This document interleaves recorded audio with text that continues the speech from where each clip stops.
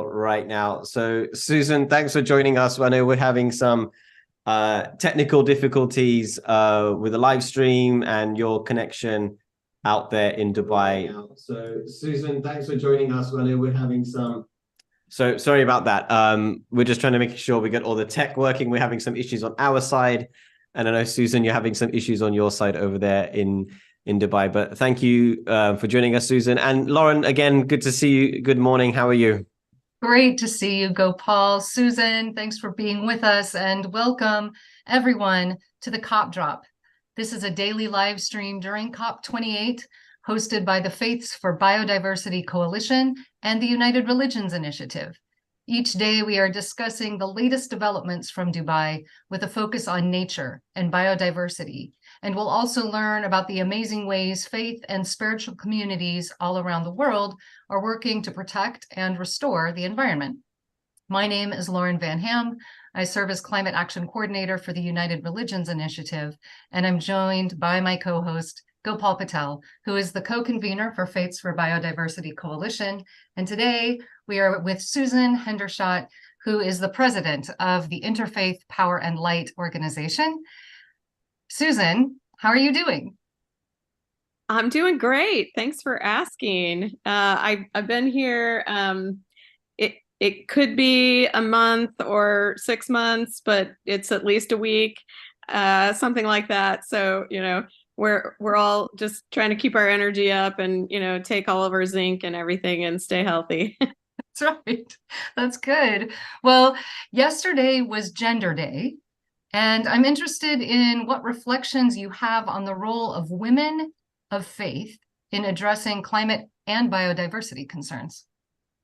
Yeah, it's a great question. Gender Day was pretty interesting. I was noticing how many panels on Gender Day, would have, 7 men and 1 woman, for example. So, definitely a lack of gender balance happening here at the COP. And the reality is that we know that women globally are much more impacted by climate change than men. Some of that because of the type of work that they do, often outdoors in fields, very low wage or no wage labor. And looking at the increase in, for example, having to go farther for water to find water, increase, of course, in getting into dangerous and violent situations for many women globally that are related to just those types of things. But I think it's important to say that women are not merely victims of climate change. Women are working actively at all levels on solutions to climate change. There were some statistics that were cited yesterday. One of them that I was really surprised about by Sima Bahous from the UN Women Organization, that a mere 0.1% of climate funding worldwide goes to women-led climate efforts. And that's pretty shocking for me. I had no idea that it was that low. I figured it was low, but that's really low. So I think there's an important place for women of faith to be advocating for other women around the world, and to be looking, for example, for more funding sources that can go to scale up some of the solutions that are being worked on by women around the world, and to, really push us to think kind of outside the box of what has been done in the past, to say that women are coming up with very creative solutions and very community-based solutions, and these need to be scaled up. So there's a real role for advocacy around climate finance, and I think we can speak to this, especially with a moral message, that it's a moral opportunity for us to act on this and to not continue to leave out 50% of the global population. Yeah. At the United Religions Initiative, we've done an impact assessment of how the cooperation circles around the world, sort of how they take action or why they take action. And there's this really not surprising but interesting correlation between when women and youth are involved, there's more earth restoration work happening. And so I really like what you're saying here about even in the spaces where perhaps ecological balance is still fairly good, that women in those spaces could be looking for funding to help the women and youth in places where that is not the case. So there's still an invitation for all women of faith everywhere to be participating somehow. Yeah, absolutely. And, I think it's worth pointing out that, Interfaith Power Light works, with people of faith in the United States. But U.S. faith communities are interconnected globally with faith communities all over the world. And so they often have sister congregations in, Right. Africa or Asia, other parts of the world. And, I think strengthening those ties and helping, the folks in the U.S. really understand the global situation more clearly and be able to become advocates. For example, in the U.S., one of the things that our organization works on is climate finance. Like, we're trying to get more money for the Green Climate Fund and for the Loss and Damage Fund, other climate finance initiatives. And that's funding that has to go through Congress. So there is an important advocacy role for people of faith to be making the case and to be telling the stories from those sister congregations, so that people can actually understand the real life impacts that are happening, both the negative impacts that are happening, but also the positive opportunities that there are to create real solutions. That's just great. Gopal, I know you had a few questions you were hoping to ask Susan as well. Yes, I always have questions for Susan, and full disclosure, I'm the vice chair of the board for Interfaith Power and Light. So Susan and I work closely together, in touch almost every day. Sometimes it seems, which I'm so grateful for. Susan, I'm sorry I can't be there with you and the rest of the IPL team in Dubai. I know I was there with you last year, and we had a lot of fun, and did a lot of important work as well, alongside having some good times. But I wanted to ask you, it's been such a pleasure and honor to be working with IPL, and I've known IPL for many years. And historically, IPL has largely focused on issues of climate change in the United States. And we're seeing now an increased awareness in the US and globally of the role of nature, biodiversity, nature-based solutions that are part of the climate solution. And so I'm just wondering if you could share briefly, how is IPL now trying to bring in and talk more about nature in conjunction with climate change? Yeah, absolutely. And it's a great question. We Interfaith Power and Light has run a program in the past called Carbon Covenant, and it was a tree planting program, really a carbon offset program, where we were partnering with some groups and doing tree planting in places like Tanzania. The program really is not active anymore for a variety of reasons, but partly because the skepticism around carbon offsets is growing, right? We need to, there are lots of other ways that we need to address the issue, and that's can be a challenging one. But what we do know is that whenever we run a program and we have conversations with people and ask them specifically, tell us about a place that you feel close to, the sacred, the source, God, whatever your language happens to be. I don't remember a story that was about the four walls of a building. I do remember lots of stories that were about places in the natural world, rivers, oceans, mountains, trees, gardens, lots of things like that. And it strikes me as, really compelling. I think that people understand the interconnectedness of human beings with the sacred natural world. And I think now we're seeing more and more that folks, want to be involved in, biodiversity efforts. They want to be involved in, saving forests, stopping deforestation. When we work with some of the coalitions around forests, for example, we get a really high response rate from people who want to be actively engaged in this. And I think, we're really starting to get, and I appreciate this about you, Gopal, your Hindu tradition, is really understands the sort of sacred connection. And I think in the Western Christian and other traditions, for a long time, we kind of lost some of that. We're sort of, feeling very separate or above nature. Some of our traditions have caused some real harm because of that.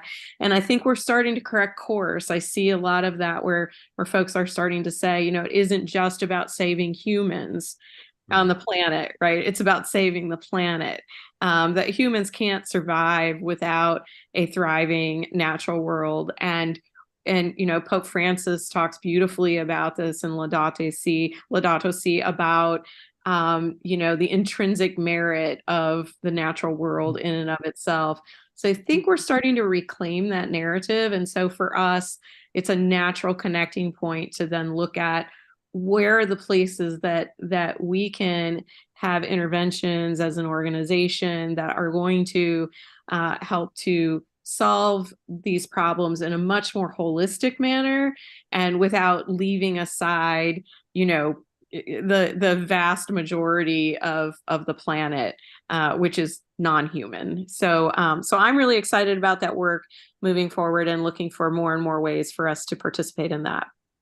Yeah, that's great. It's a great analysis of kind of state of play, that people are more aware of biodiversity and nature and want to talk about it more, and kind of not collaboration, but kind of in alignment with that, the faiths who maybe historically talked about that and have moved away from talking about nature are now recognizing that they need to talk about nature. One of my favorite jokes, one of my favorite Christian jokes, if I can, is that God's initial plan was to hang out with two naked vegetarians in a garden, and so I think nature is there at the heart of all of our faiths. We all came from the rivers or the mountains or the forests, and to reclaim that is so important. I want to bring it back to COP28 a little bit, and around the role of, what is the role, in your opinion, of IPL or other US faith-based organizations in an international multilateral space like the United Nations or a COP process? Because, living in America, we like to think America is the center of the world. And, without getting too much into the current state of geopolitics, we recognize that America's power on the global stage is not what it used to be for various reasons.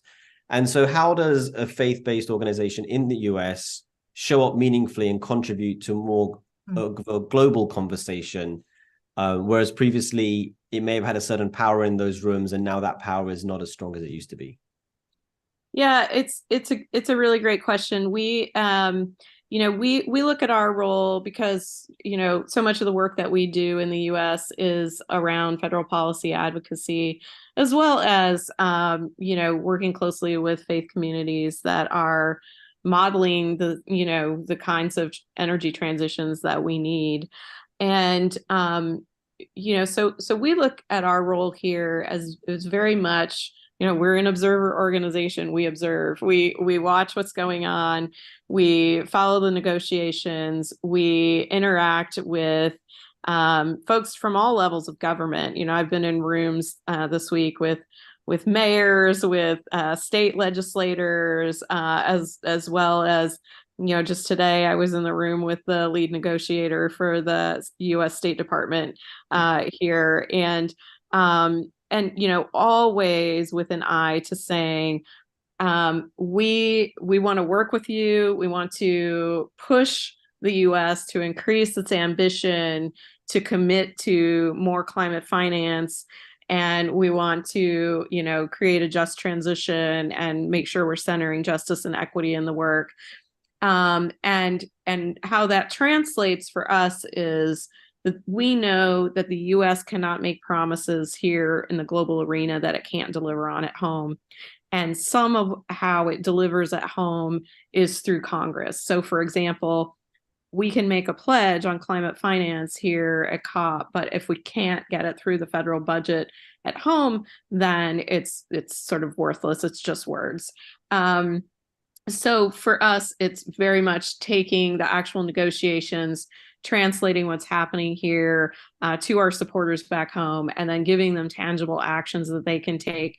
Because members of Congress, people of all levels of government need to hear from the faith community, from faith leaders, and to understand that we are holding them accountable and that we consider this a moral issue, and that time is of the essence and we must take action.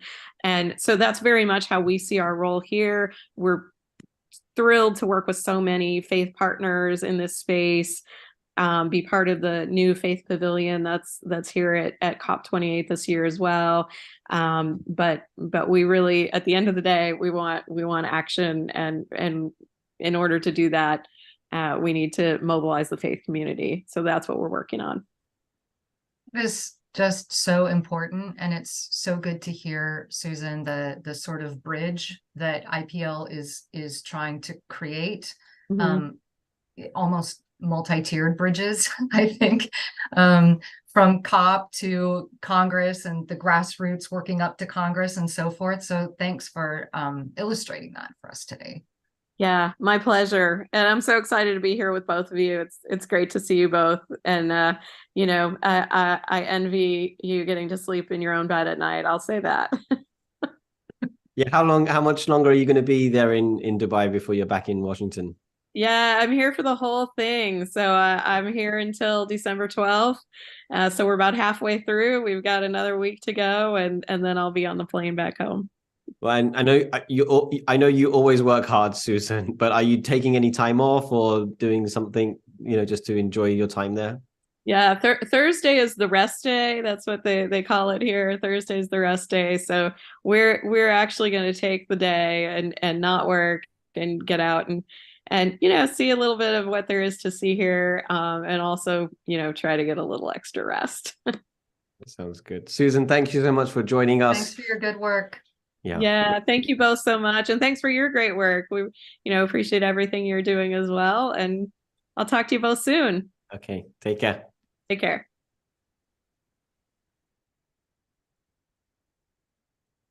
Well, that was just really great, Gopal, for me to sort of think a little bit more about how in an ideal situation the system of communication might work, and kind of where the levers of influence might be. And I'm also aware that when the ideal system isn't working, that there are still invitations for those of us on the ground to be creating our own influence in the ways that we can. What was that like for you? What were your takeaways today? Yeah, well, my takeaway, your questions at the top of the conversation with Susan, just around the role of and the importance of women leading on climate, that women are more vulnerable to the impacts of climate change, and my appreciation for Susan of being a woman of faith, leading a national faith-based organization representing those interests at COP, and really modeling what it means to be, a woman of faith doing climate change work on the global platform. And I think she's such a great role model for so many people to see that this work is needed and is important and it's possible. Obviously, there are barriers, as she was saying. What did she say? Like 0.1% of climate financing goes to women-led organizations, which is horrendous. But there are glimmers of hope. Earlier this year, I was at a meeting in London of women faith leaders talking about climate change that was convened by an arm of the British government, and Mary Robinson participated and so on. And I was there unexpectedly as a male ally. And it was just great to be in a room of other women of faith who really want to and are leading on climate change work. So that was really powerful for me to hear Susan speak about that. So important. I think that because we know that it's a bit grave and there's a lot of work to do, maybe I could kind of wrap us up today with a grassroots story that's kind of inspiring. Yes, I love your stories, Lauren. Please share it. So this is they call themselves the Climate Champions, And it's because of some support from Islamic Relief. So again, like we have these examples of folks who have the ability to help, going to the spaces where they're really raising a hand and saying help. This is in Indonesia, and it was after a really devastating earthquake a number of years ago. We might remember Indonesia got hit really hard. And there was a group of women in Sulawesi who were just trying to come back from this disaster. And the Islamic Relief team helped them become beekeepers. And we know how influential and how important it is to have our pollinators healthy and intact. Yeah. So these women not only became fairly accomplished beekeepers, which protected the biodiversity, but it also created a revenue stream for these women. And they're very accomplished now. They're selling honey and doing quite well for themselves. So in many ways, this way of helping address the ecosystem at all levels, right? That's great. Where did you say that took place? In Sulawesi. Where is that? In Indonesia. It's Indonesia. An island in Indonesia. Yeah. Nice. Wow, that's a great story. Yeah. Well, yeah, I couldn't do that. I'm terrified of bees. Like I recognize the importance of having pollinators, but I don't want to get too close to them. Yeah. Great. All right. Well, thank you again, Lauren, and thank you everyone for watching. Tomorrow we'll be joined by Cameron from the Bahu Trust, which is a Muslim organization based in the United Kingdom, to talk more about what his experiences of COP and what's happening in the Muslim world when it comes to climate. But for now, we will say goodbye and see you tomorrow. Bye, everyone.